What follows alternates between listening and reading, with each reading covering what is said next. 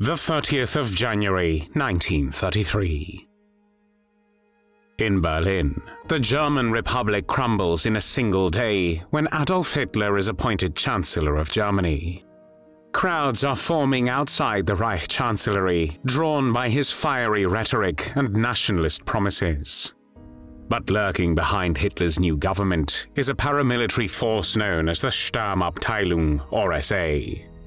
Nicknamed the Brownshirts for their distinctive uniforms, these men thrived on violence and intimidation, shielding Nazi rallies, assaulting political opponents, and taking over city streets by force. Among the SA's many commanders, there is a fanatical careerist who will become notorious for both brutality and scandal. His name is Karl Ernst. Karl Ernst was born on the 1st of September 1904 in Berlin, then part of the German Empire. His father, who had served in the cavalry, was a man of strict discipline who might have expected his son to follow a proud military tradition. Young Karl, however, carved out a very different path. After finishing elementary school, he bounced through a string of jobs as a hotel bellhop in bustling lobbies, a bouncer at a gay nightclub where Berlin's nightlife sparkled with jazz and forbidden pleasures. And according to many whispering voices, he was also a gay prostitute. These rumors followed him throughout his career in the Nazi Party, feeding both mockery and hatred within the ranks for his alleged homosexuality. The Berlin of the 1920s was a city of contrasts. On one hand, it was the capital of the Weimar Republic, known for its cabarets, avant-garde art, and relatively open attitudes about sexuality. On the other hand, it boiled with resentment over Germany's defeat in World War I, and the punishing reparations imposed by the victors. In this climate, paramilitary groups flourished, and countless unemployed veterans rallied to organizations that promised action and vengeance. Among them were the Freikorps, ragtag armies of embittered ex-soldiers who battled political enemies, particularly communists, in the streets. Adolf Hitler founded the SA in 1921, initially gathering the roughest elements of these Freikorps. Toughened by street brawls and possessed by fanatical nationalism, they saw themselves as the shock troops of the young Nazi movement.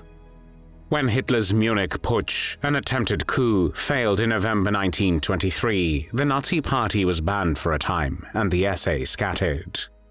Yet by 1925, Hitler re-established both the party and its paramilitary wing. It was around this era that Karl Ernst re-emerged in SA circles. If his past as a nightclub bouncer raised eyebrows among the homophobic Brownshirts, they still valued his street smarts and fierce loyalty. During Germany's downward economic spiral, fueled by the Great Depression, unemployment soared, and so did SA membership. Under their newly appointed Chief of Staff, Ernst Röhm, the SA morphed into a massive force, numbering in the millions by 1933. Röhm dreamed of a radical second Nazi revolution. He wanted to merge the SA with Germany's regular army, effectively replacing the old power structures with Brownshirt rule. Such ideas worried Hitler's conservative allies, wealthy industrialists, and top military officers, and put the SA on a collision course with the Nazi leadership's more pragmatic ambitions. One of Karl Ernst's earliest claims to infamy came on the 12th of September 1931, the day of the Jewish New Year. The bustling Berlin boulevard, called Kurfürstendamm, was packed with people, including Jewish families leaving a nearby synagogue.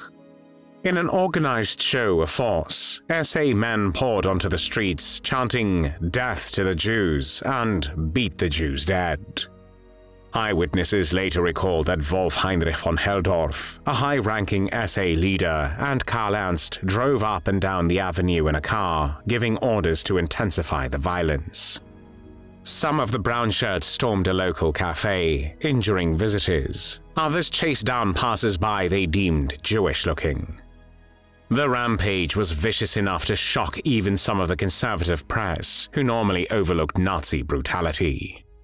Police quickly identified Ernst and Helldorf as ringleaders. They were arrested, held for a short time, and slapped with charges. Yet in an era when Nazi influence was rising at breakneck speed, legal accountability did not last.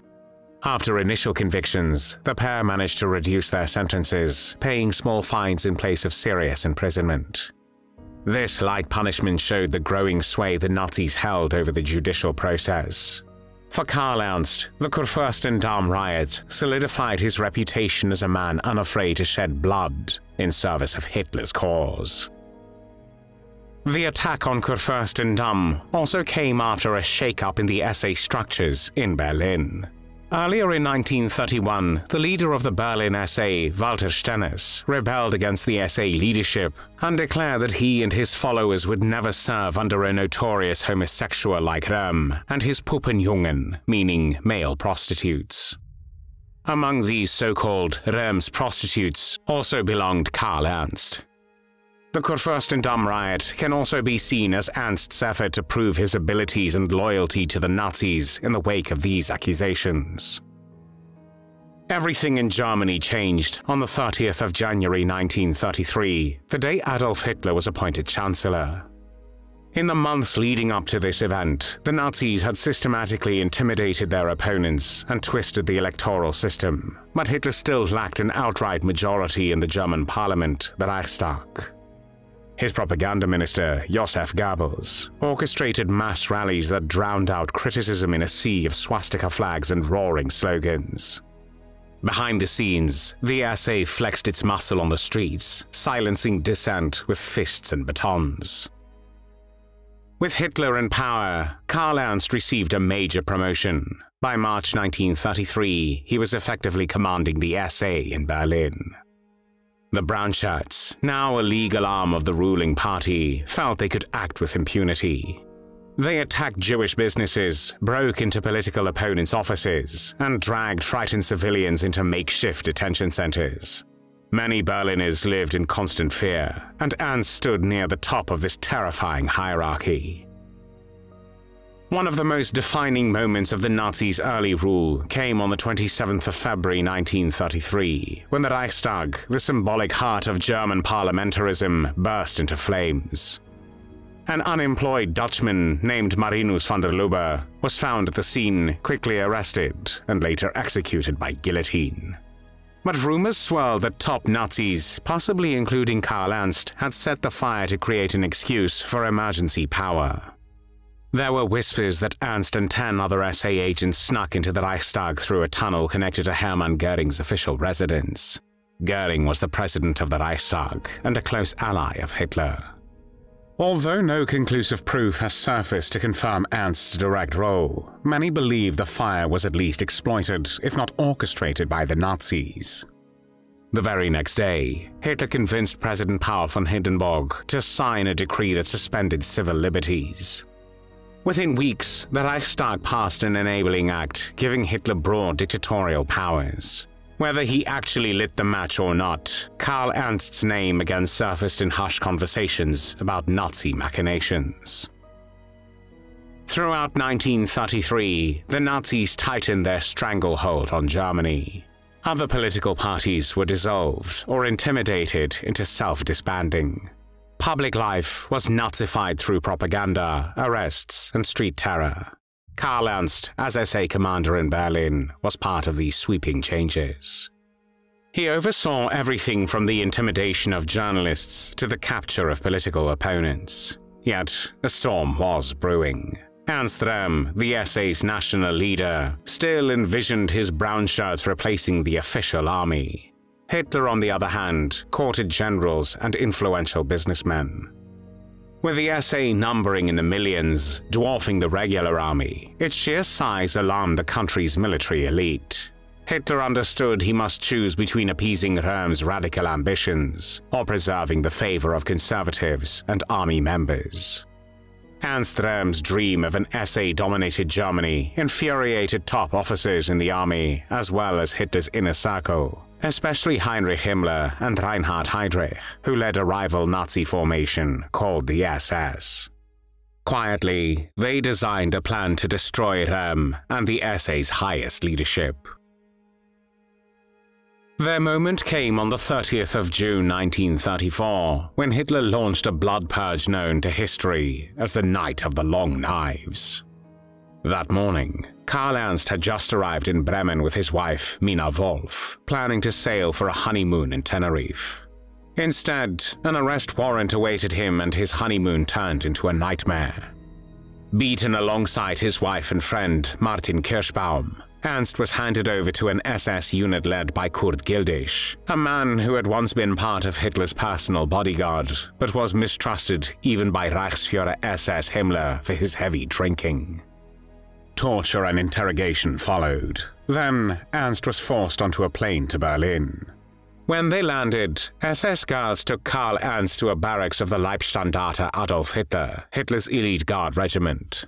There, in the twilight hours of the 30th of June 1934, a firing squad lined him up. Shots echoed off the cold barrack walls, ending the life of a man once rumored to be at the heart of the Nazi revolution in Berlin. He was 29 years old. Witnesses say he died still believing it had all been a terrible mistake.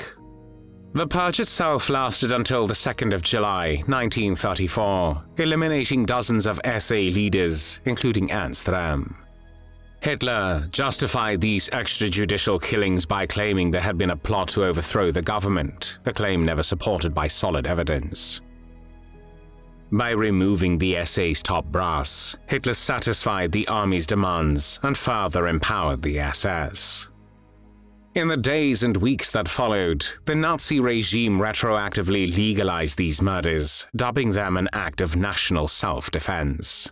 The SA was quickly sidelined from major political influence, overshadowed by Himmler's SS. Karl Ernst's wife was eventually released from custody, but her husband's name virtually disappeared from official records, another Brownshirt leader devoured by the movement he had served. Discussions continue about how deeply Karl Ernst was involved in pivotal events like the Reichstag Fire, but his role in Berlin's ongoing campaign of terror is undeniable. From orchestrating antisemitic assaults on Kurfürstendamm to rising through the SA's brutal ranks, Ernst personified the violent core of early Nazi power. His rumored beginnings as a gay prostitute and his later arrogance as a top SA man highlight the strange and often contradictory paths that many took in Adolf Hitler's Germany. Ambition, fear, and raw brutality propelled him forward until the Night of the Long Knives, when he discovered that in the cutthroat world of Nazi politics, loyalty offered no guarantee of survival. Karl Ernst's meteoric rise and swift fall serve as a cautionary tale. He contributed to a system where violence was rewarded until it was turned against him. His story illuminates how the Nazis used paramilitary might to seize control, only to betray their own men once these men outlived their usefulness.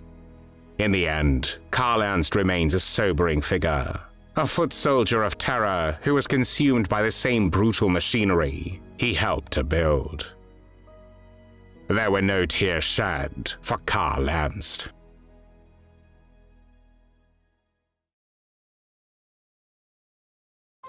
Thanks for watching the World History Channel. Be sure to like and subscribe, and click the bell notification icon so you don't miss our next episodes. We thank you, and we'll see you next time on the channel.